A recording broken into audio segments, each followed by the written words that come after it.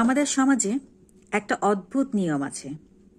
যে কাজের শেষে বেতন আসে সেটাকে অবদান বলা হয়, আর যে কাজের শেষে একটা পরিবার টিকে থাকে, একটা সন্তান মানুষ হয়, একজন মানুষ মানসিক শান্তি পায়, সেটাকে বলা হয় এটা তো দায়িত্ব। আজকের সবচেয়ে বড় সংকট, অনেক পুরুষ অভিযোগ করেন নারীরা এখন শুধু ক্যারিয়ার বোঝে, কিন্তু তারা খুব কমই ভাবেন একজন গৃহিণীকে আমরা শেষ কবে সম্মান দিয়েছি, শেষ কবে বলেছি তোমার পরিশ্রম ছাড়া এই সংসার চলতো না। বরং বছরের পর বছর তাকে শোনানো হয়েছে তুমি তো আয় করো না, সব খরচ তো আমিই চালাই, সারাদিন করোই বা কি।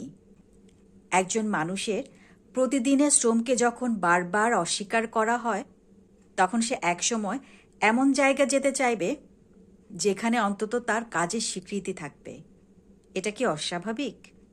সমস্যা হলো আমরা গৃহিণী চাই, কিন্তু গৃহিণীর কাজের মূল্য দিতে চাই না। আমরা চাই স্ত্রী সংসার সামলাবে, সন্তান মানুষ করবে, বৃদ্ধ বাবা মায়ের সেবা যত্ন করবে, স্বামীর মানসিক ভরসা হবে, কিন্তু এসবকে কখনোই কাজ বলতে রাজি নই। অথচ একই কাজের জন্য বাইরের কয়েকজন মানুষ নিয়োগ দিতে হলে মাস শেষে বড় অঙ্কের টাকা গুনতে হতো। অর্থাৎ আমরা কাজের মূল্য অস্বীকার করি না, আমরা শুধু নারীর কাজের মূল্য অস্বীকার করি। তারপর যখন সেই নারী নিজের পরিচয়, সম্মান বা অর্থনৈতিক নিরাপত্তার জন্য বাইরে যেতে চায়, তখন আবার তাকেই দোষী বানানো হয়। এটা শুধু অন্যায় না, ভীষণ রকমের ভণ্ডামিও।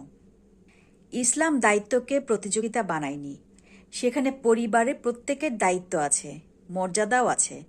একজনের দায়িত্বকে ছোট করে আরেকজনকে বড় করার শিক্ষা ইসলাম দেয় না। আজকের সমস্যা নারীরা চাকরি করছে সেটা না, সমস্যা হলো আমরা এমন একটা সমাজ তৈরি করেছি যেখানে মানুষের মূল্য নির্ধারণ হয় তার চরিত্র, দায়িত্ব বা ত্যাগে না, তার মাসিক বেতনে নির্ধারিত হয়। যে সমাজ মায়ের শ্রমকে কিছুই না বলে, সেই সমাজে নারীরা যদি একদিন নিজের মূল্য অন্য কোথাও খুঁজতে শুরু করে, তাহলে অবাক হবার আগে একবার নিজের মানসিকতাও একবার আয়নাতে দেখে নেওয়া উচিত।